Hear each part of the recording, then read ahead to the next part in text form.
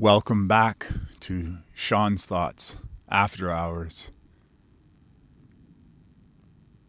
I have so many different things to share and talk about.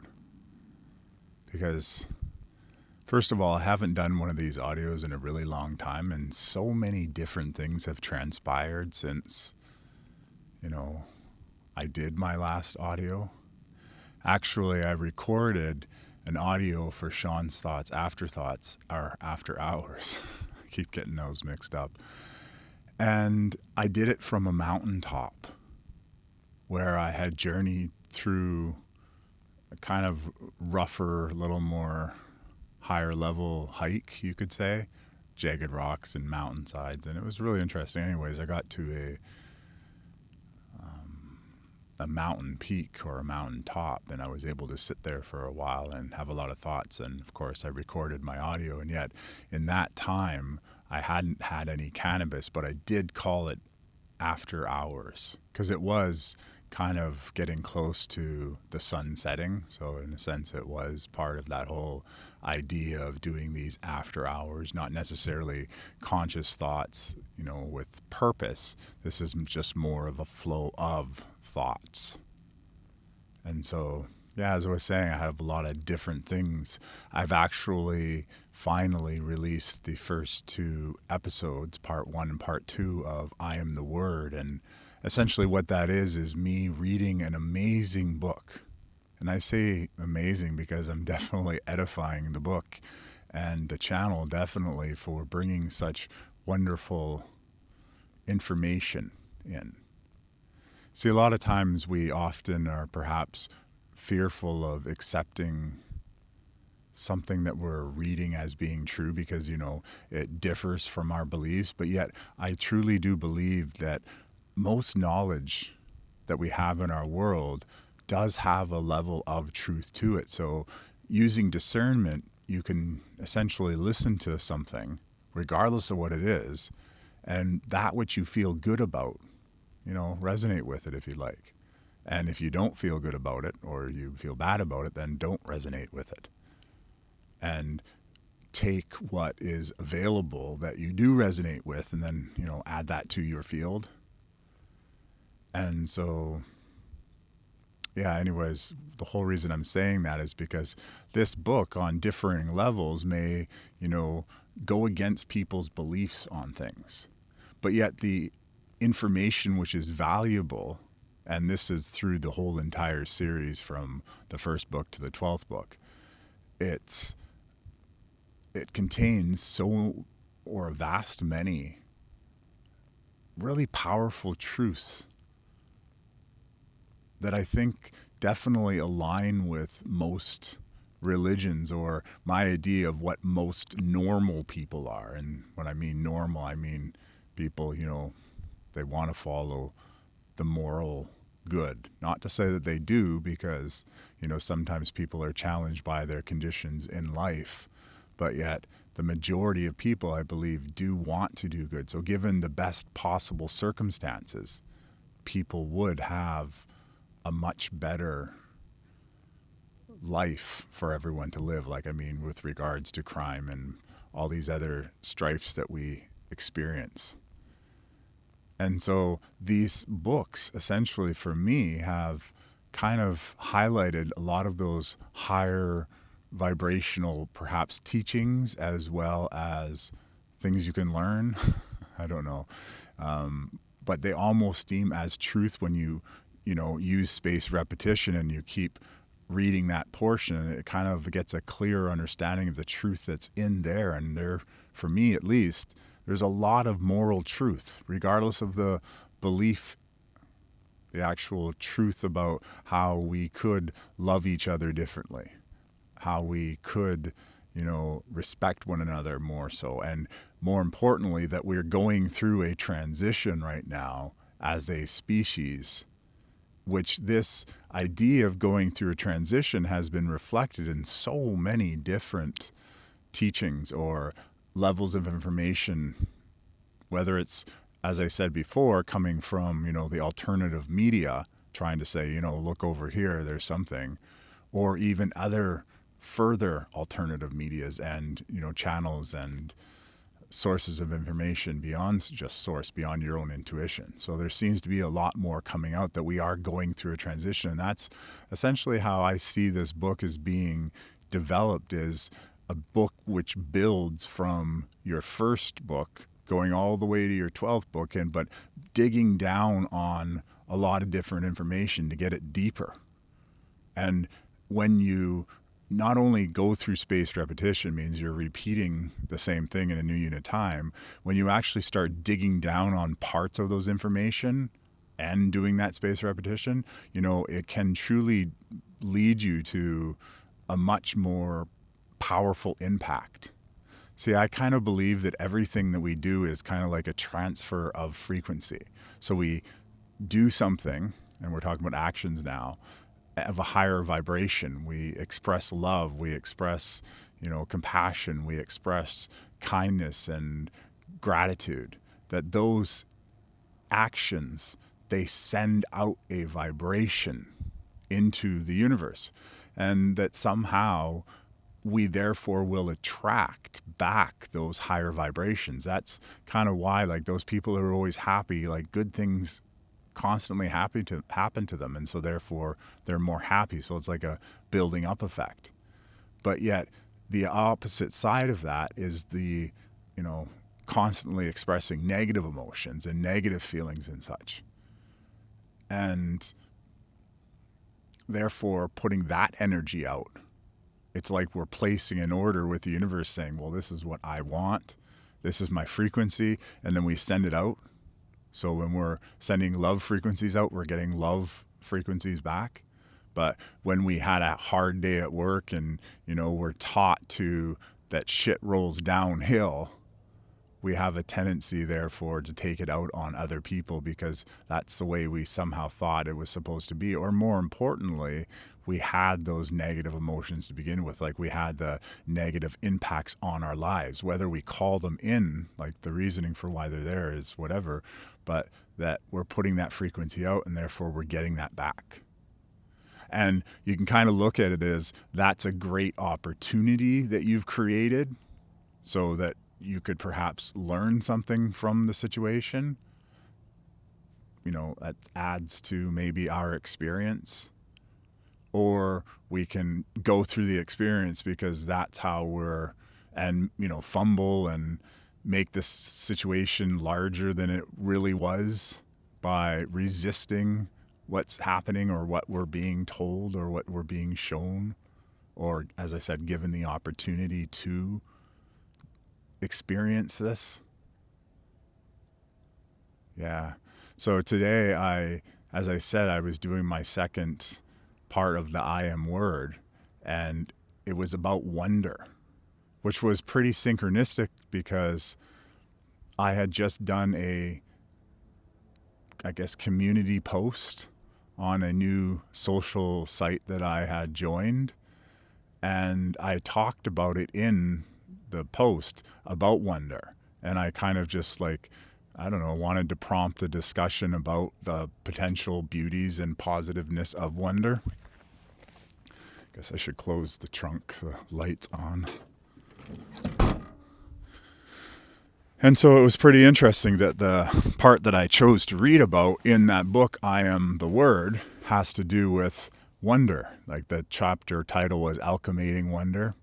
And as I've said before so many times, and I'll have stated it in that actual reading, if you want to go over and read it, I'll leave a link here. And after you watch the video, you can go in the description, and then you're able to find any videos that I reference if I've connected them. If I haven't connected them, please do ask or leave a comment. But leave a comment anyways. Even any emoji. Your favorite emoji, any emoji, a random emoji, whatever emoji, leave that, and let's get the algorithmic effects of YouTube going by triggering those connections. See, one of the helpful things you can do if you got this far, hopefully you could do this, is that when you get to the end of the video, you're presented with other videos that most times I've actually put thought into which one could be watched there. Sometimes they're artistic videos, sometimes they're meditative videos, sometimes they're something on the same, frequency or the same topic even. And sometimes they're just like, need a break here, do no thing. But I put them there for a lot of different reasons. And more importantly, if you get to the end of the video and those videos come up, if you click on those videos, that really helps.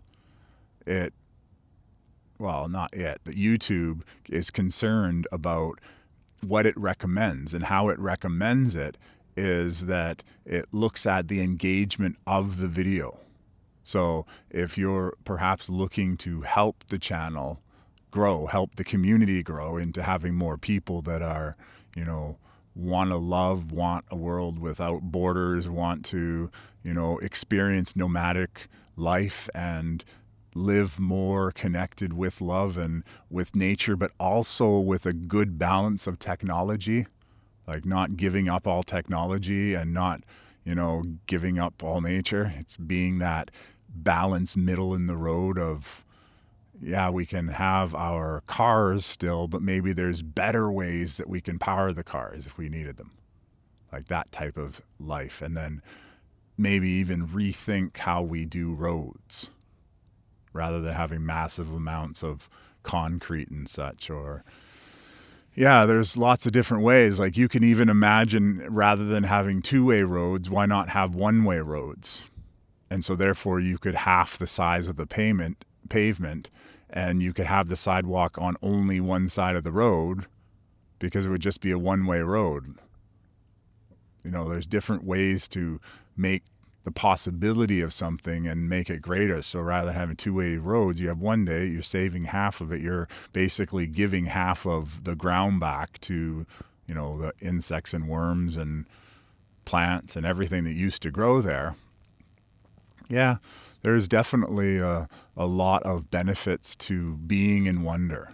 Like even right now, while I started looking at the road that you're looking at with me right now, I started thinking about, well, if we reduced half of the road, what would that look like? And then I was kind of thinking of that while I was leading into it. And anyways, it all came together synchronistically perfect.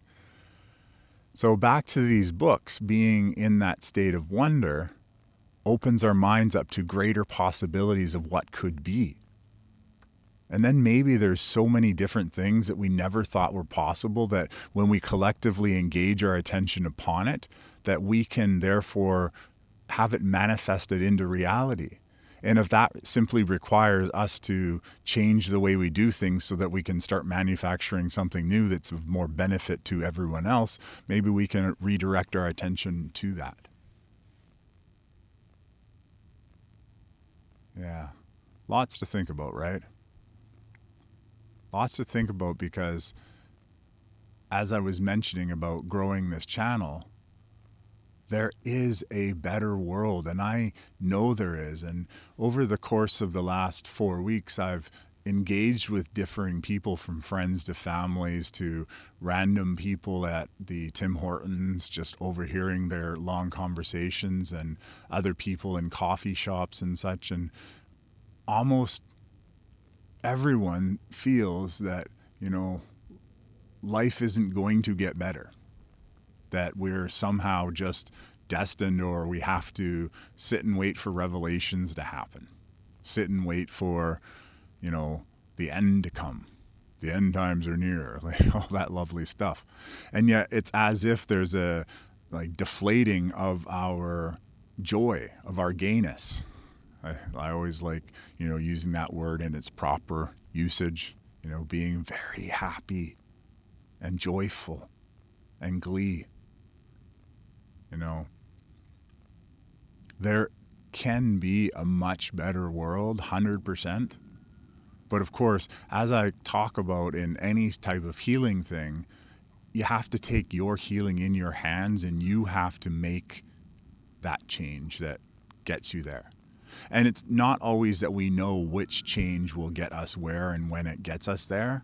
It's about simply working to make as many positive changes that we can, and working to find the right ones that get us to that next level of happiness. And not happiness as an overjoy craziness, happiness as, content. Just as I am right now, I'm content to be sitting here by the side of a country road, I'll call it, in the middle of the night, recording this with you. I'm content. That kind of happiness. Oh, there's a coyote yelling or something in there. Just howling, yeah, that's the right word. Yeah, there is a much better world, and I truly do believe that it requires us to go and get it, as opposed to before things were given to us and they got to the point where what we were being given is not what was best for us, but because we were so used to being given to, we just accepted it, most of us anyways, at differing levels. And now we're being gifted with the opportunity to start making informed and aware decisions that perhaps will together change everything that we are doing. Like, for instance, if we make the choice collectively to stop buying from corporations like Walmart because they take jobs away and they basically make communities dependent upon them, and they put other people out of business, families and other smaller businesses, even other smaller corporations, they put them out of business, and then it basically makes all the customers go to one place, and then that's the only place that sells a lot of different things in a lot of different communities. And so it kind of even controls the price of what things are being sold at, or because they'll even drive down the price, which is of course good for the consumer, but that's not good for all those other businesses that are trying to stay afloat, that have to deal with certain profit margins in order to pay their employees and then keep their space available to sell things, and sell different things too. Sell things perhaps of better quality in an awful lot of cases when you go to compare that other store. Yeah. Definitely going to get better. But as I was saying, the reason why we're talking about that is because we can bring in different solutions like a living marketplace. And definitely go and look at that video. Once again, I'll link it here if I remember. But the living marketplace is a wonderful idea because it empowers the community people to start selling their own stuff. And more important than selling it and trading it is creating it. Creating the stuff is so powerful. Being in that state of energetic flow with creating is apparently something that's very healing. And I've once again heard that from numerous different sources, that the actual act of art and creation is meditative. And so if we're wanting to do meditation, but we can't sit there and be all, Jedi steady Zen-like yoga on a tree pose or whatever. If you can't or are unable to do that at the moment, then doing things like coloring is meditation, or washing dishes is meditation. For me, when I was younger, cutting the grass was meditation. Just being in that state of going back and forth, not thinking about anything. And earplugs in. But anyways, meditation, is of a super importance. And even sitting out here talking in this is somewhat meditative, although there's that coyote howling and, there's been one car by this whole hour. I'm literally looking at like woodland area on either side of where I am. There's obviously residential houses somewhere, the occasional house every so often.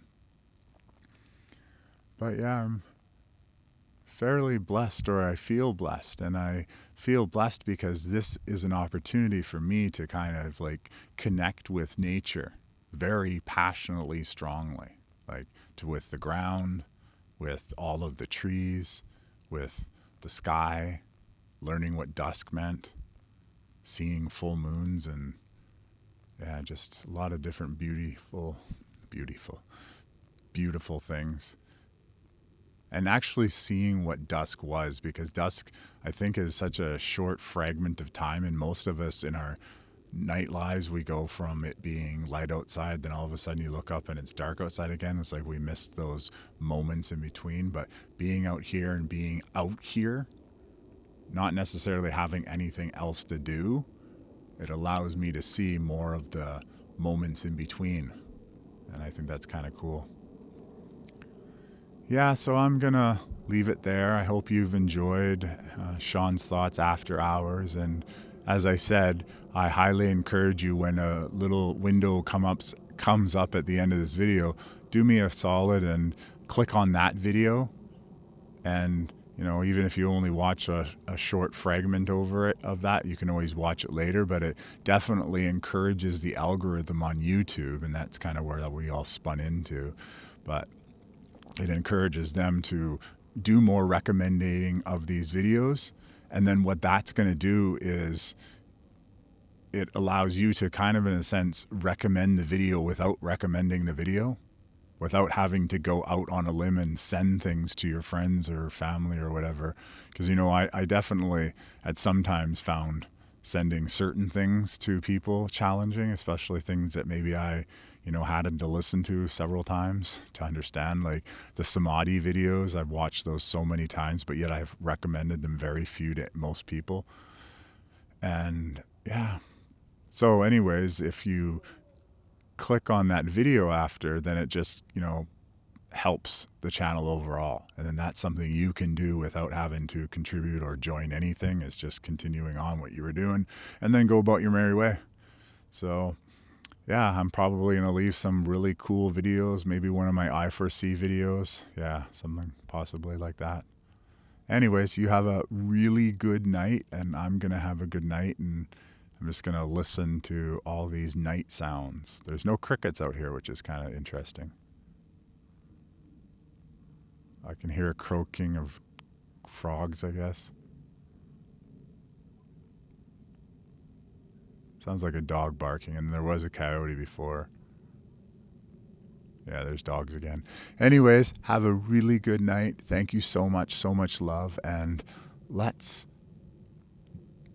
do this together.